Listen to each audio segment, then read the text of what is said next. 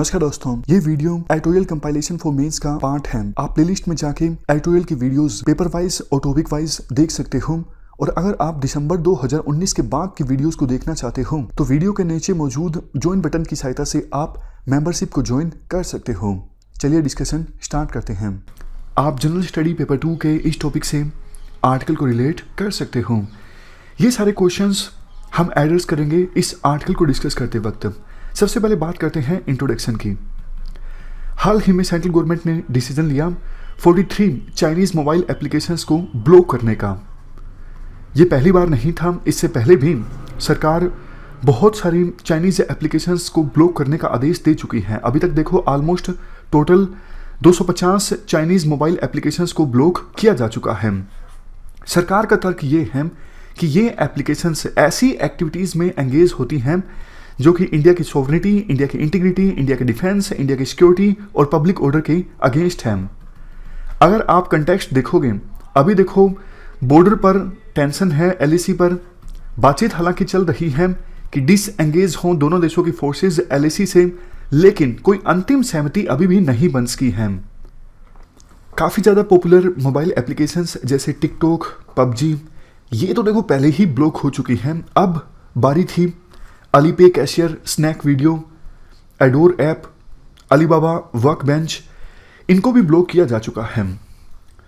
कौन से प्रोविजन का सहारा लेके सेंट्रल गवर्नमेंट के द्वारा ये चाइनीज मोबाइल एप्लीकेशंस को ब्लॉक किया गया है?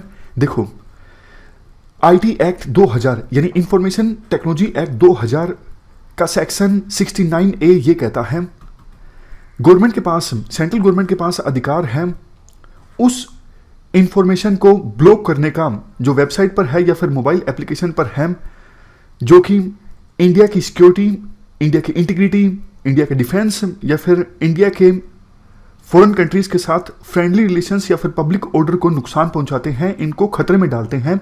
ऐसी इंफॉर्मेशन को ब्लॉक किया जा सकता है सरकार के द्वारा, चाहे तो वो वेबसाइट पर है या फिर मोबाइल एप्लीकेशन पर है। तो इसी आईटी एक्ट 2000 के सेक्शन 69A का सहारा लेके सेंट्रल गवर्नमेंट के द्वारा ये 250 के आसपास चाइनीज एप्लीकेशंस को ब्लॉक किया गया है। वैसे देखो, Indian cyber crime coordination centre जो कि मिनिस्ट्री ऑफ होम अफेयर के अंतर्गत आता है, इन्होंने एक कॉम्प्रिहेंसिव रिपोर्ट दी थी सेंट्रल गवर्नमेंट को कि कैसे ये एप्लीकेशंस मिसयूज कर रही हैं डेटा का। देखो, ये एप्लीकेशंस इंडिया में ऑपरेट करती हैं तो काफ़ी सारा यूजर्स का जो डेटा है वो कलेक्ट किया जाता है। उस डेटा को चोरी छुपे इंडिया से बाहर मौजूद सर्वर्स पर भेजा जाता है। मतलब उस डेटा को इंडिया से बाहर भेजा जाता है, जिससे इंडिया की जो सिक्योरिटी है, सोवरेनिटी है, इंटीग्रिटी है, पब्लिक ऑर्डर है, इन सबको खतरा पहुंच सकता है। तो ये स्पेसिफिक रीजन है। नेक्स्ट क्वेश्चन, चाइना का क्या स्टैंड है इंडिया के द्वारा एप्लीकेशंस को ब्लॉक करने पर? जाहिर तौर पर चाइना खुश तो होगा नहीं, चाइना नाराज ही होगा।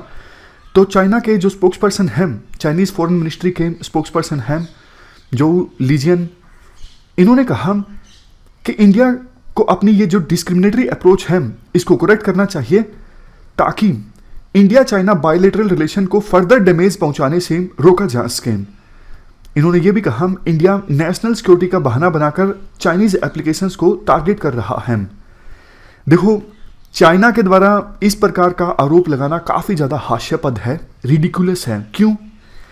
क्योंकि आपको भी पता है चाइना में इंटरनेट हाईली रेगुलेटेड है। यूट्यूब, फेसबुक, गूगल जैसी कंपनीज चाइना में काम नहीं कर पाती, इनके ऑपरेशंस नहीं है चाइना में। तो चाइना के द्वारा ये आरोप लगाना दूसरे देश पे कि आप हमारी एप्लीकेशंस के साथ डिस्क्रिमिनेटरी अप्रोच अपना रही हो, ये कोई सॉलिड आर्गुमेंट नहीं है। लेकिन क्वेश्चन ये उठता है, क्या ये बैन इंडिया के लिए सक्सेसफुल है? देखो, दो चीजें हैं।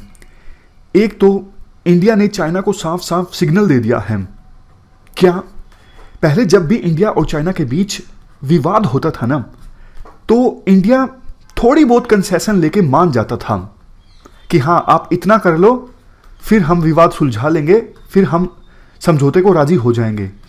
जैसे मैं आपको एग्जांपल देता हूं, जब नेगोशिएशंस होती है ना, तो चाइनीज के बारे में ये कहा जाता है ये जल्दी से नेगोशिएशंस में मानते नहीं हैं।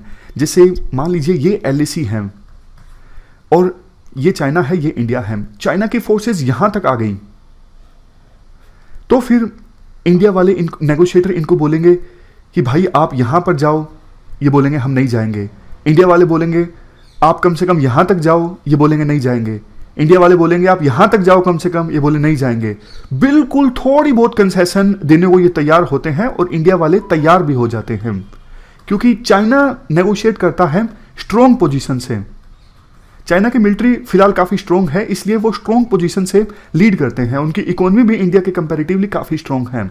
लेकिन इस बार जैसा आपको याद होगा 29 अगस्त के आसपास इंडिया ने पेंगोंग सो लेक के नॉर्दर्न रीजन में कुछ पहाड़ियों पर जो कब्जा किया था ना, इससे इंडिया की भी जो नेगोशिएटिंग पावर है काफ़ी ज़्यादा बढ़ गई है। तो इसीलिए काफ़ी सारे मिलिट्री जनरल्स ऐसे हैं, फॉर्मर मिलिट्री जनरल्स, जो एडवाइस कर रही हैं इंडिया को अब स्मॉल कंसेशन पर नहीं मानना चाहिए। और उसी का नतीजा है कि इंडिया ने यह भी एक सिग्नल देने की कोशिश की है चाइनीज एप्लीकेशंस को ब्लॉक करके कि अब स्मॉल कंसेशन लेके हम नहीं मानने वाले हैं। दूसरा देखो, चाइनीज एप्लीकेशंस अगर इंडिया में काम नहीं करेंगी तो इंडियन एंटरप्रेन्योर्स के पास एक मौका रहेगा जो वॉइड क्रिएट हुआ है उसको भरने का।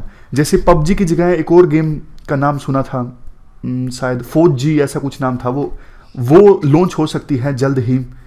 तो ऐसे इंडियन एंटरप्रेन्योर जो हैं वो ब्लॉक हुई चाइनीज एप्लीकेशंस की जगह नई नई एप्लीकेशंस को लॉन्च कर सकते हैं। इवन गवर्नमेंट उन्हें एनकरेज भी कर रही है।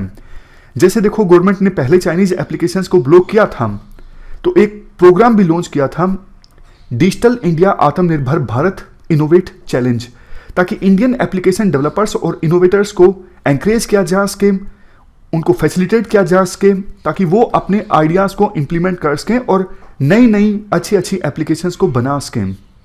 नेक्स्ट क्वेश्चन ये उठता है, सरकार के द्वारा ये जो डिसीजन लिया गया है चाइनीज एप्लीकेशंस को ब्लॉक करने का, क्या इसका कोई रिस्क भी है? इसमें कोई रिस्क है? जी हाँ, रिस्क तो है। क्या? एक तो देखो, टेक्नोलॉजी की फील्ड में इंडिया और चाइना के बीच एक राइवलरी सामने आ सकती है। राइवलरी कह लीजिए या फिर बैटल कह लीजिए। कल को चाइना भी इंडियन एप्लीकेशंस को ब्लॉक कर सकता है। इंडियन आईटी कंपनीज जैसे TCS, इन्फोसिस ये प्रोजेक्ट लेते हैं चाइना से, उस पर रोक लगाई जा सकती है, इन कंपनीज को बैन किया जा सकता है। और देखो, इससे भी ज़्यादा अभी ग्लोबल सप्लाई चेन में चाइना की वैल्यू काफ़ी ज़्यादा है। काफ़ी सारी टेक्नोलॉजीज़ के लिए हम चाइना के ऊपर निर्भर करते हैं। ना सिर्फ टेक्नोलॉजी बल्कि दूसरे ऐसे आइटम्स हैं, जैसे APIs का एग्जांपल लीजिए। APIs की आवश्यकता पड़ती है ड्रग्स मैन्युफैक्चरिंग में, एक्टिव फार्मास्यूटिकल इंग्रेडिएंट्स। 90% API जो हम इंपोर्ट करते हैं वो चाइना से इंपोर्ट करते हैं। सेमीकंडक्टर्स का एग्जांपल लीजिए, इलेक्ट्रॉनिक्स इंडस्ट्री में जिसका इस्तेमाल होता है वो हम चाइना से इंपोर्ट करते हैं। इवन देखो, इससे भी ज़्यादा इस प्रकार से चाइनीज़ एप्लीकेशंस को ब्लॉक करने से इन्वेस्टर्स को गलत सिग्नल जाता है। कल को इंडिया में इन्वेस्टमेंट कम आएगी, इन्वेस्टर्स को लगेगा इंडिया में इन्वेस्ट कर तो दें, लेकिन सरकार का कोई भरोसा नहीं कब हमारी जो एप्लीकेशन है वो नेशनल सिक्योरिटी के नाम पे ब्लॉक कर दी जाए, तो इंडिया में इन्वेस्ट करने से खतरा है, ऐसा लग सकता है इन्वेस्टर को। अब लास्ट में बात करते हैं वे फॉरवर्ड की। देखो, आज वर्ल्ड ये बात तो रिकॉग्नाइज कर चुका है, अगली जो इकोनॉमिक ग्रोथ लाई करती है वो डिजिटल इकोनॉमी में लाई करती है और डेटा बहुत ज़्यादा इंपॉर्टेंट है। तो सिर्फ इंडिया के डेटा को इंडिया में रोकने से कुछ नहीं होगा, हमारे पास ऐसी कैपेबिलिटी भी होनी चाहिए, ऐसी एडवांसमेंट भी होनी चाहिए, उस डेटा का हम उपयोग भी कर सकें। और रेगुलेटरी आर्किटेक्चर हमारा ऐसा होना चाहिए जो कि क्रिटिकल डेटा के ट्रांसमिशन को रोक सके। और सबसे लास्ट में सरकार को R&D पर भी फोकस करने की आवश्यकता है। ये हमने पूरा आर्टिकल डिस्कस किया। इस डिस्कशन में फिलहाल इतना ही है। Thank you very much for discussion.